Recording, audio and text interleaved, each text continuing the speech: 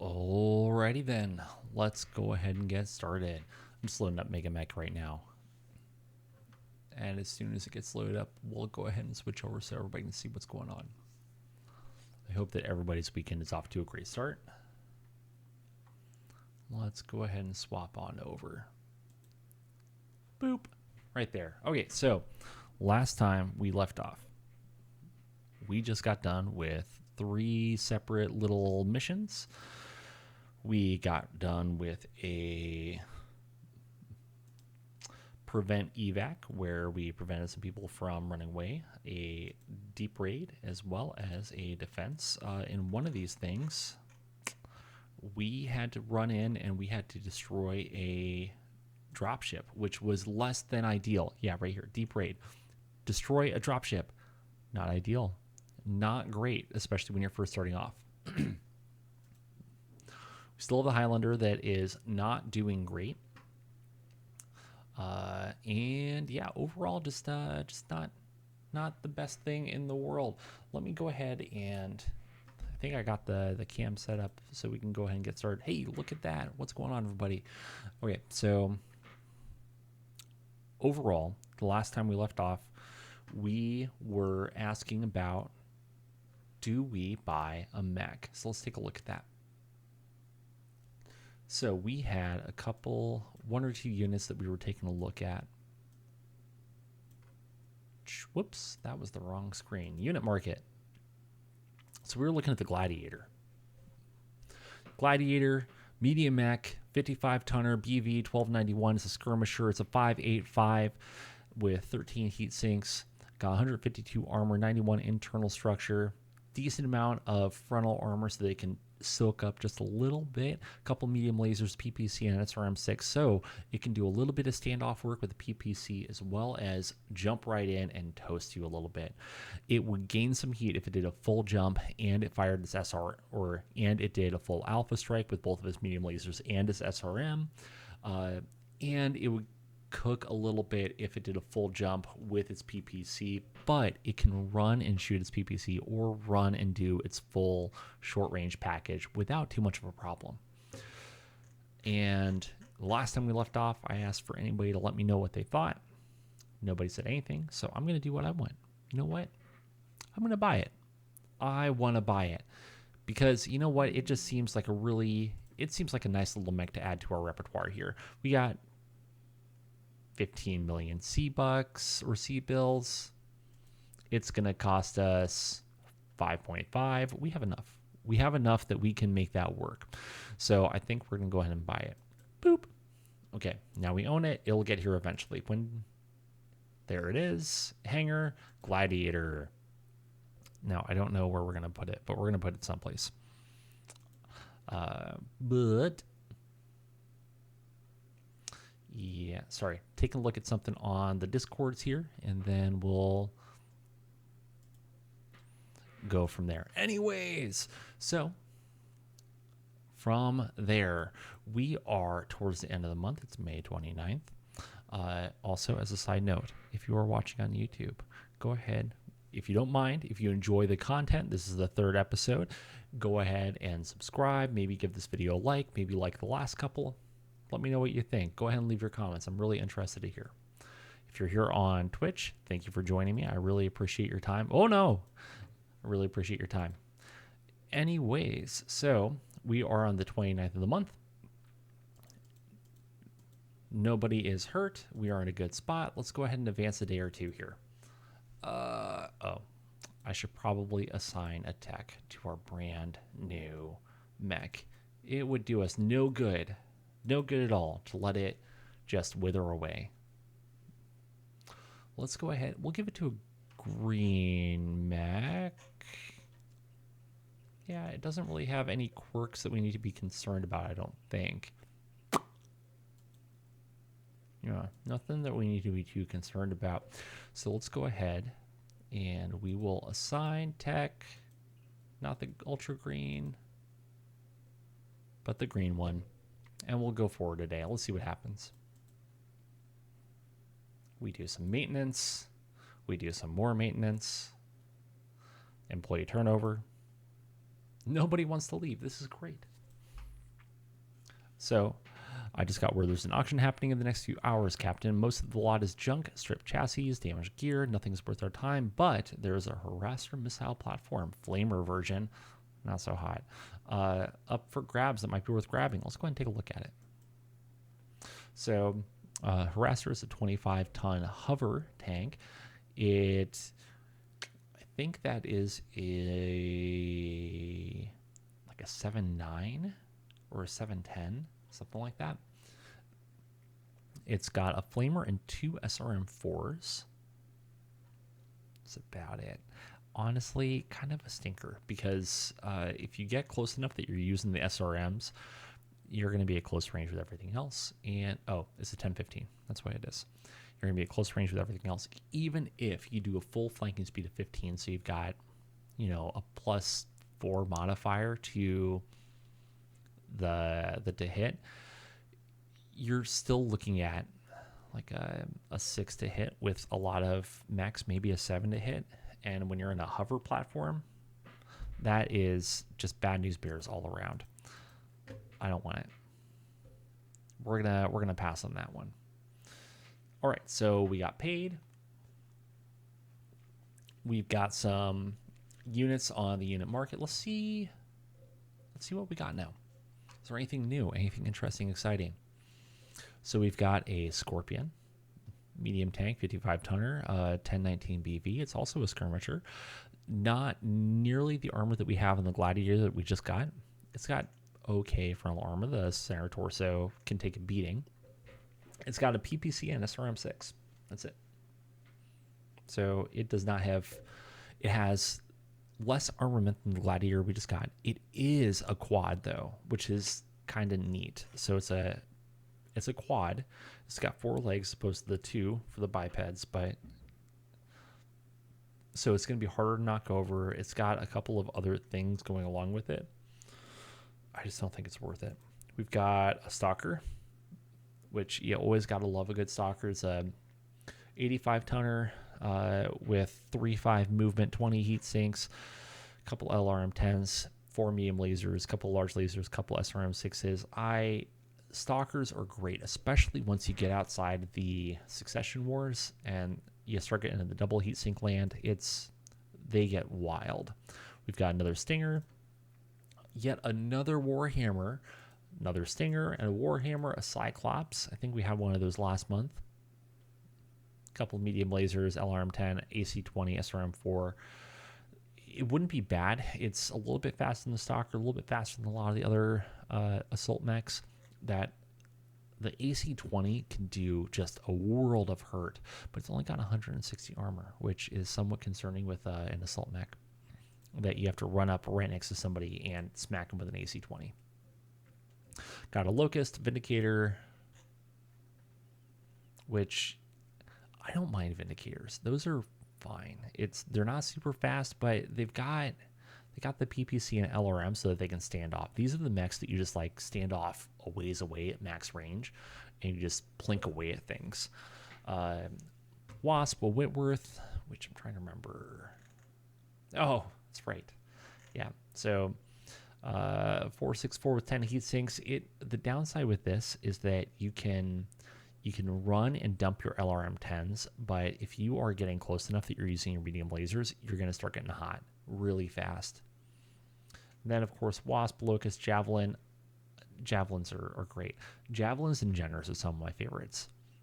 This Javelin, though, it's a 696 light tank, 30 tons, and it's got a couple of SRM-6s. Javelins are great because they just run up, they dump their SRM-6s, and they run away. And especially if you're just jumping the whole time, just jump,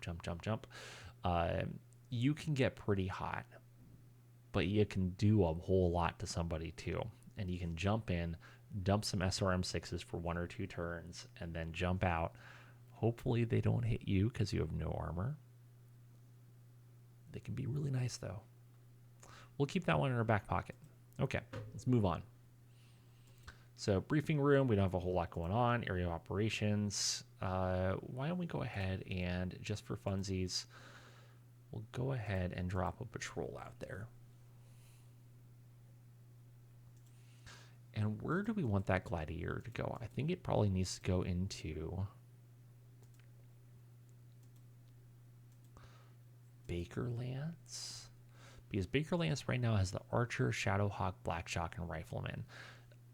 I think that we talked last time about dropping the Blackjack because the Blackjack has got AC2s and a pile of medium lasers with not a ton of armor, not great movement. I think that the Gladiator would do a much better job here. So I think we're going to go ahead and do that just to make sure that we're in a good spot. So why don't we go ahead and do that? So let's go ahead and dump the Blackjack out from Bakerlands. And we will unassign everybody from the Blackjack. Or at least the pilot. Blackjack. Blackjack. So we'll assign unit as pilot, mech, medium, gladiator. And then we go back to our Tioni. Add unit, mech, medium, gladiator. There we go. And at the end of the day, I think the gladiator is better BV-wise as well, which I don't care too much about. But I think it's going to be a better fit for what the playstyle is or for what the movement style is for this lance. It's going to be the most maneuverable out of everybody for sure. And that's how I prefer this. It's like my ideal medium. Okay, let's go ahead and move on and see what happens. Captain, our employer, has a delivery ready for us, but is offering to expand if we can supply our own transports. They're offering an estimated 16 tons. Otherwise, they'll be just 4. We have 20 tons available. I think that we can use our own convoy. That'll be fine. And as for this, balance is probably going to be the way to go. So let's see what we got. A bunch of armor, some hand actuators, AC-20 ammo. You know, some things that will actually be useful, but not a ton that we really need. The biggest thing that's useful is the armor. It'd be great if we could get some of the ferrofibrous that we need, but that's not going to happen while we're on this contract. Our friend who's going crazy is still going crazy. Let's keep going. Still nothing there. Lance is out, cruising, doing his thing.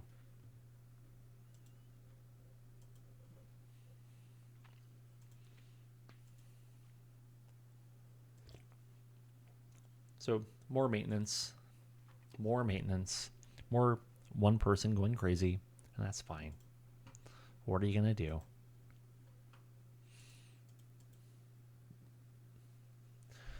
More maintenance.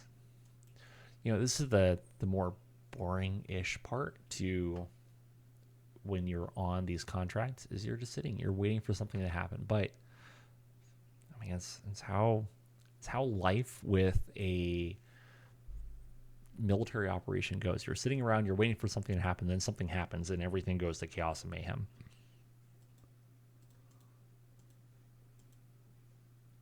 We're halfway through June, and still nothing has happened. Why don't we go ahead and do a patrol just to make sure that we're not missing anything, because that can happen.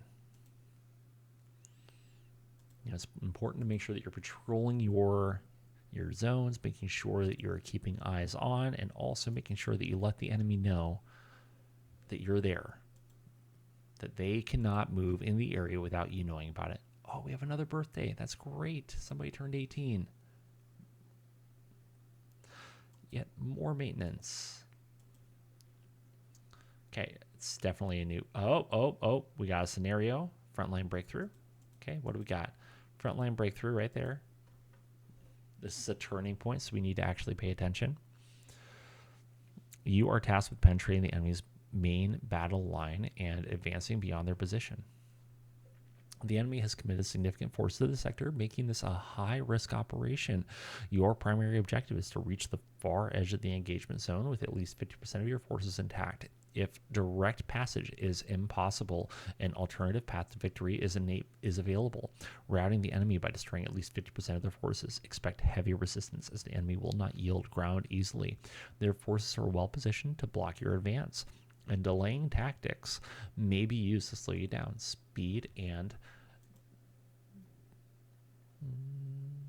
Speed, decisive strikes, and tactical maneuvering will be key to achieving your objective. If you can break their formation or force them into disarray, the path forward will open. The enemy will continue the battle once the engagement concludes, preventing any opportunity for salvage or recovery. This mission of mobility and force, break through or break them. There is no room for hesitation. Your employer has deployed force alongside you, an integrated force, blah, blah, blah, blah, all the things that we know. I think the tank base is giving us 2 sets of forces, maybe. If we win, we get 2 victory points. It looks like Baker Lance is also jumping in, or is jumping as the primary. Yeah, pretty much. So our friends are bringing a commando and a centurion to the fight. That centurion will be awful nice. The enemy is bringing an Ossaul, a Wasp, and a Crusader. So really they're bringing an Ossaul and a Crusader. But let's be honest, a Wasp does not contribute very much. And then my allied tank forces are bringing a lot. They're bringing a bunch of tanks, transports. The Karnov won't add a whole lot, but why are you bringing an unarmed hover tank? That doesn't make sense. At the very least, the laser carrier, galleon, heavy tracked APC, and the Condor are going to provide a lot of assistance. The Pegasus can provide a little bit, which would be fine. At the end of the day, this enemy force right here is not going to pose too much of a difficulty, especially to Baker Lance. Baker is going to be fine. They're going to be fine. So this is going to happen on the 27th. We need to wait a day. Let's just quadruple check, make sure everything was fine. That's the Highlander. Nobody cares. And let's go ahead and deploy Baker Lance. No, we're not gonna add the Stinger. That just seems like a bad idea. Okay, nobody is coming. That's fine. Hey, we got an improvement in quality of Gladiator. That's great. Let's advance the day. And the scenario is occurring. All right, let's go ahead and take a look at the briefing room. We got our friends. Let's go ahead and start the game. You are tasked with penetrating the enemy's main battle line. Okay, same thing that we talked about. Commence drop. Okay, great. Go. And then we wait for the MegaMeks.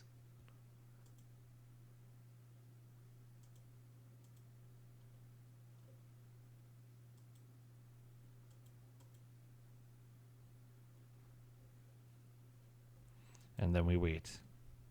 And we wait. And then we panic. Did it crash? Is it on vacation? Ah, there it is.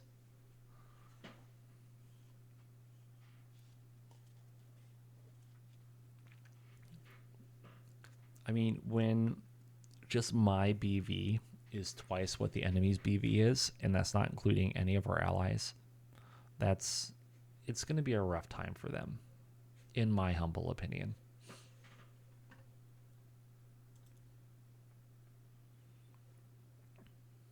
All right, let's send it. All right, we have won the initiative.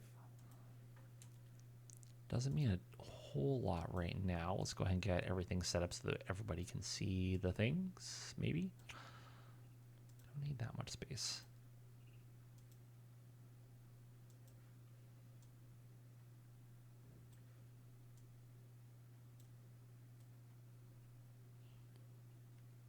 That'll be fine, I hope.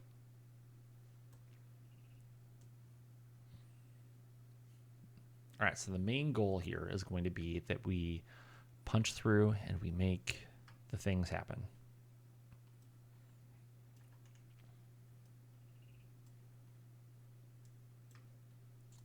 And you know know what? Since this whole half is not being used, that makes a lot more sense. So we've got our Archer, Shadowhawk, Rifleman, and our Gladiator. Our Archer is actually going to win a spot so they can just sprint forward and get into a better position, and I think hopefully find this elevated area.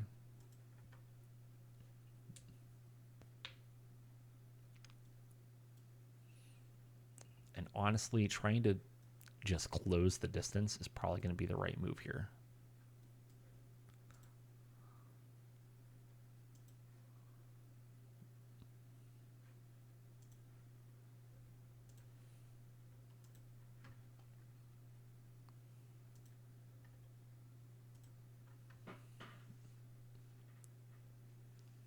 And we want initiative again. That's great.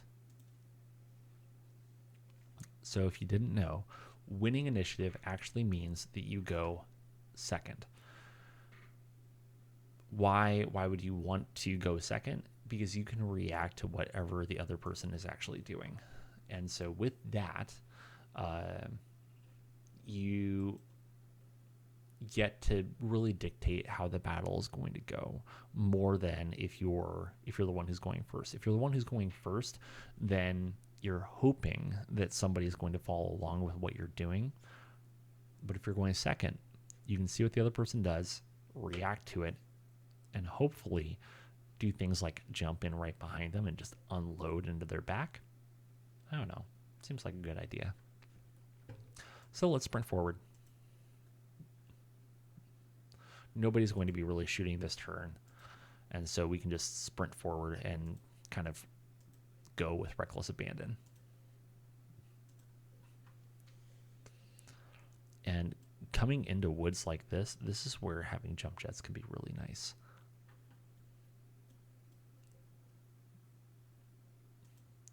But you can just run forward, and then when you get to the woods, you're going to be slowed down by the woods, or you just jump through the woods.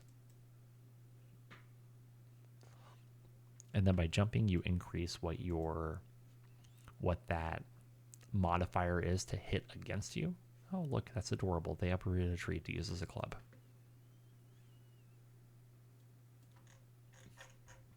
Making it harder for the enemy to hit you.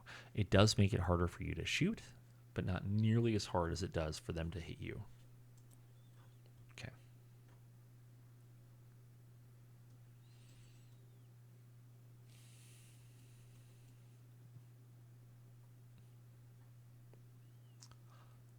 And we can do this.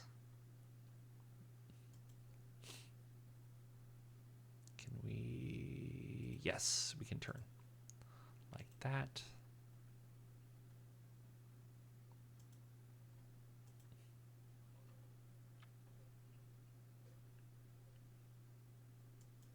So the wasp just jumped. He's going to be a little harder to hit, but at that range, I don't think it's going to be too much of a problem.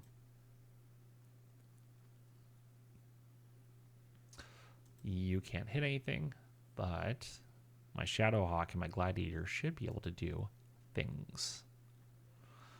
But it's an 11 to hit. He jumped 6. So that means he added 3 to his hit modifier.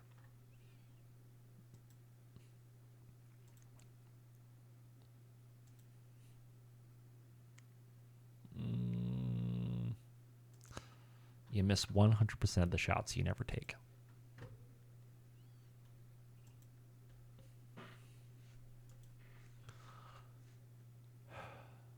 I didn't realize that I had a not great pilot in this Gladiator. And that's unfortunate. All right, Crusader uproots the tree. My Shadowhawk misses everything.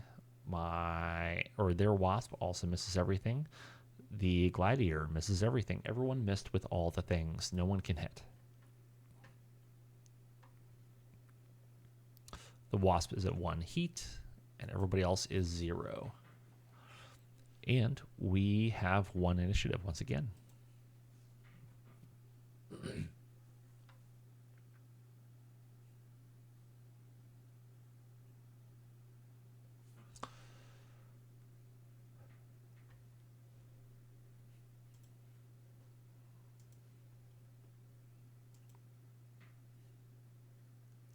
think the smart move here, like there are no smart moves. I think the smart move for the most part is to just go through the trees and keep the cover. And then we can always jump up a little bit later down the road, because there's no way we're shooting any of this anytime soon. And they're not shooting us. What I would love is for that wasp to go ahead and move, though. But fortunately, we can fairly safely run up there, even if he jumps in right behind us, which he's not going to.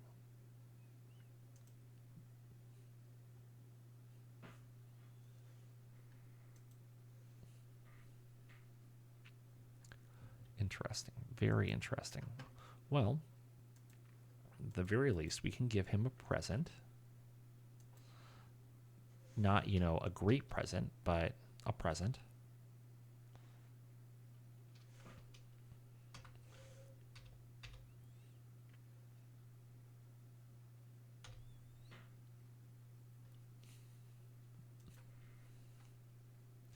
And we should still be able to either punch or kick him. Probably. There's probably going to be a pretty bad modifier, though. Skip. Skip. It's interesting the wasp is shooting at the gladiator, though.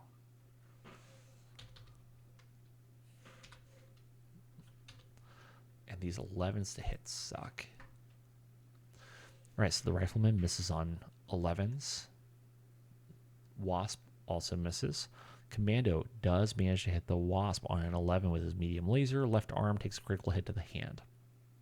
He's only got 2 internal structure left. That, I mean, the wasps are nothing but internal structure for the most part. And then the gladiator misses everything.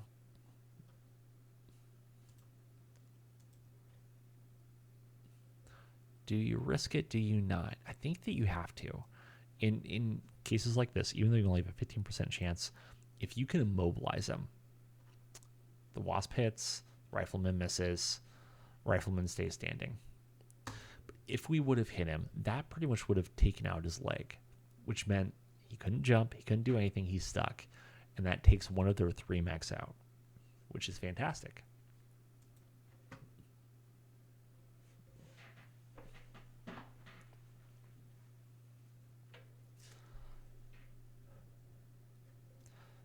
I mean, it's just rough because the wasp is nice because it can jump around, and especially when it moves last, it can control the speed of the engagement. But when you've got this many mechs in this many different places, it's really hard to be able to control the speed of that engagement.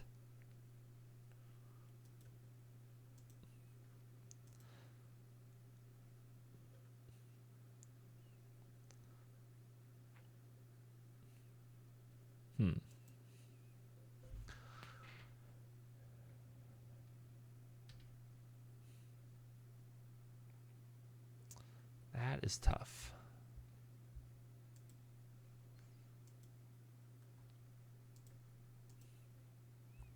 It's probably going to be a bad idea, but we're going to do it anyways.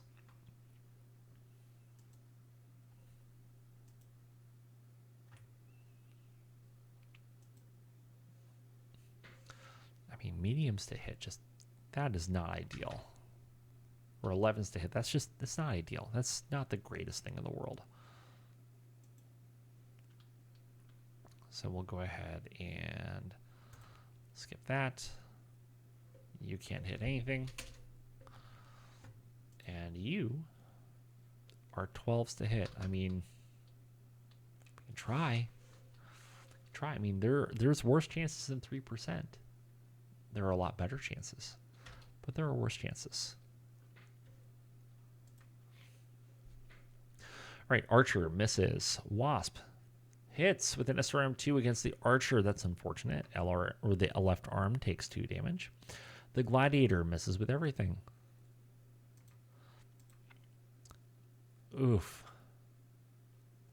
I mean, do I risk it? Because this dude is a... What is he? Hold on. Yeah, he's a 5-4. No, we're not going to risk that because this dude's going to fall down instantly. If we try to kick something, he's going to fall down. He's going to take a tumble.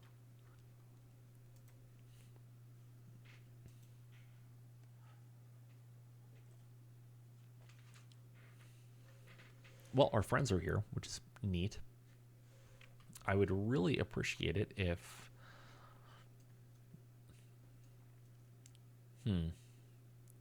There's just not a lot of great options to be able to deal with this wasp because my pilots are not good enough. But we can certainly try to back up a little bit and see what happens, maybe. I mean, the problem is that if he's scared, all he does is he jumps right here in the woods. That's all he does.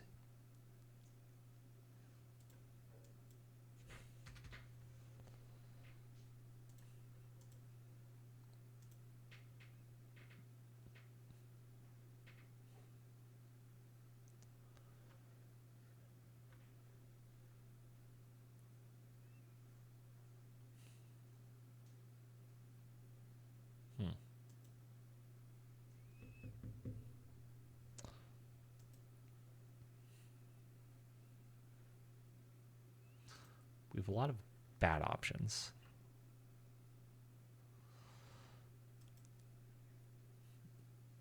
I mean, I already know this wasp's just going to jump somewhere. Okay.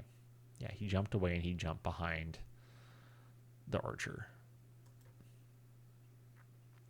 Oh, no, he jumped behind whatever that thing is.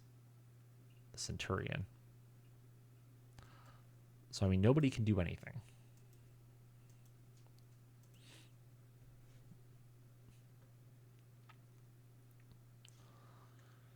Our allies are doing things against the enemy. Lots and lots of bad things against the enemy. And the turn ended.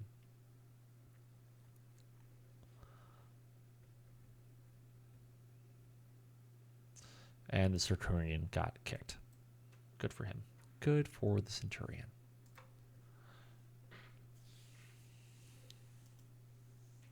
And with only one mech that can jump and not even jump as far as that wasp. Hold on. What? Why would you jump there? So let me get this straight. The wasp jumped from right here, where he is right now, to right here. This hex right here. And then decided, in all of its infinite wisdom, to jump back up here, in between a gladiator and an archer that have not yet moved. Because that seemed like a really great idea. Yes, naturally. Naturally. Okay. We're just going to leave that where it is. That's going to be fine. But he's going to die. Because guess what I'm not doing? I'm not moving my gladiator or my archer. That just seems like a terrible idea. Because there's no way that wasp is going to hurt me. Within reason.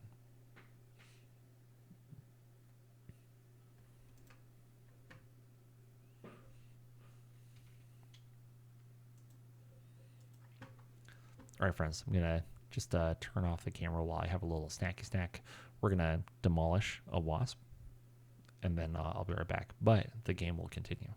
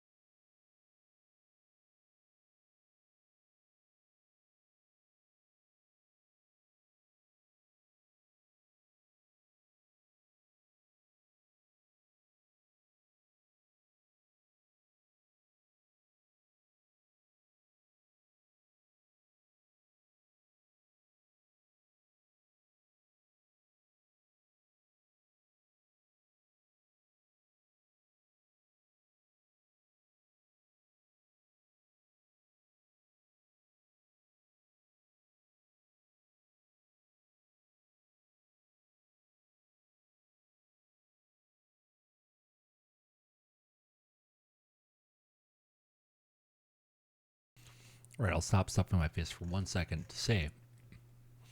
All right, so their Ostall hurts some infantry. Infantry, if you can get them into a spot where they can shoot at a mech, can be incredibly overpowered, unless the mech has a machine gun. With no machine gun, it takes forever to kill a platoon. Pegasus does bad things to the Crusader, but the Crusader stays standing. The Wasp tickles the Archer with a medium laser. They destroy the Searchlight. Womp womp. But the really fun thing, so my Archer just totally missed. It whiffed. The really fun thing, though, is down here. Centurion, AC 10, hits the left leg. Wasps have 0 armor. When you have 0 armor, you lose limbs, like, you know, a left leg. And then 1 damage transfers to the left torso. Left leg is gone. SRM2 is gone. And, spoiler, he is going to fall. But on top of that, we also smacked the right arm, destroyed the medium laser. This Wasp has, like, nothing left. Actually, he has literally nothing left. He has no SRM2. He has no medium laser. What's he going to do? Lick us? And he's lying on the ground. He can't even get up. He can't jump. He can't do anything. Then we also smack him with an SRM6 into the right leg, the left leg that doesn't exist but goes into the left torso. Also the left torso. Also into the head. Yeah, bad things happened. He blacked out because he fell down and knocked his head a couple times. Crusader also falls. Takes some damage to the right arm and the left arm. Exciting times were had.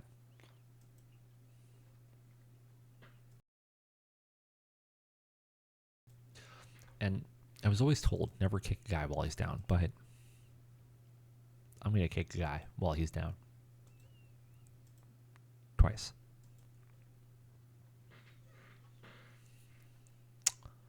That is unfortunate for somebody who was not named to me, because that Wasp just exploded with a critical hit to its SRM2 ammo. Ammo is a liability. Weapons that use ammo can be very advantageous. They have huge burst potential, but they also have the ability to explode and have bad things happen. And the pilot, unfortunately, took a total of 6 hits. Pilots in BattleTech can only take a total of 6 hits before they die. He is dead, which is a sad day. Sad day for him.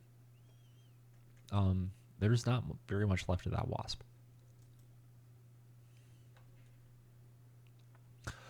Everybody's at 0 heat except for the Centurion, who's at 1. Not enough to matter.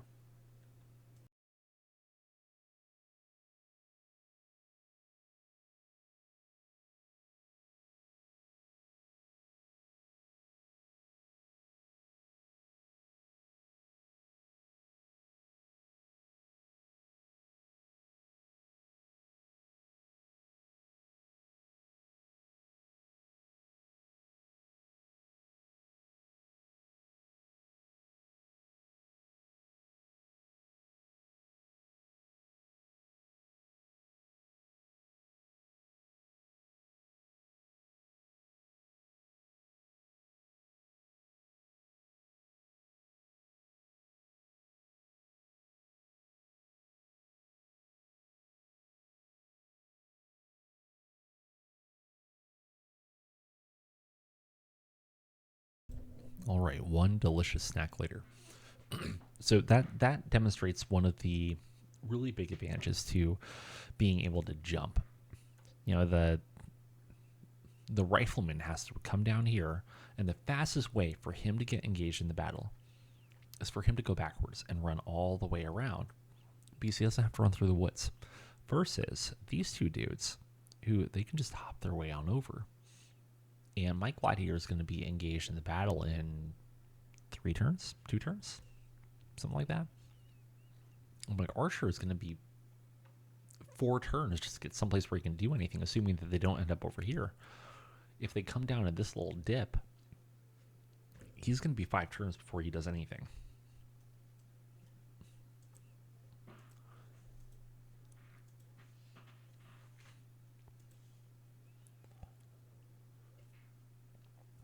All right, that Pegasus is doing work.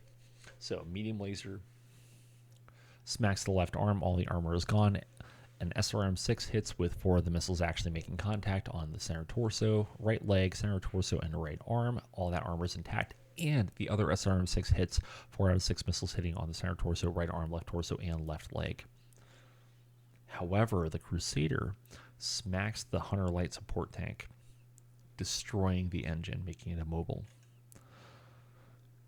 Bad things have happened to that poor tank. Jump Platoon is still sitting at the legs of the Ossaul, does a leg attack, smacks the left leg, does a critical hit on the left leg, dealing a total of 4 damage, but otherwise no effect.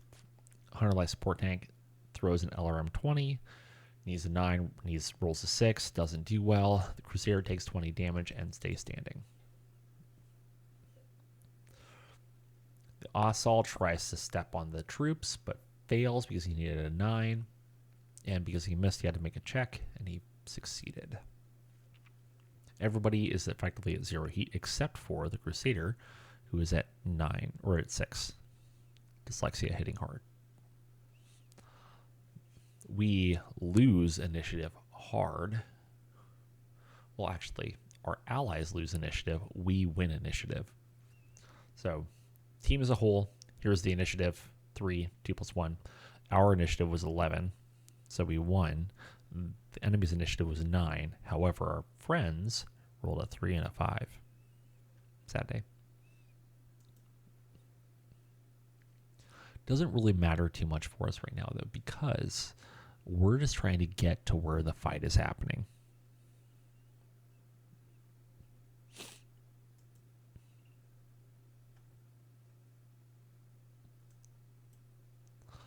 So the archer is going to sprint, do some sprinty things. Fastest thing for us to do with the Shadowhawk is probably just run straight forward. He's going to bust out and come north. The Gladiator, however, well, first we'll get to the Rifleman, who's going to keep doing the running thing down through the south. The Gladiator, however, the fastest thing for him to do is probably, so we're going to do 1, 2, 3, 4, 5. 1, 2, 3, 4, 5. That's going to be the fastest thing for us to do.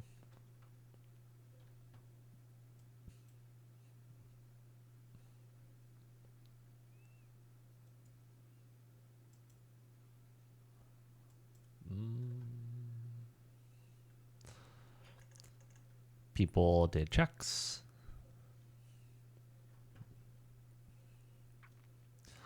Then nothing we can really do this turn.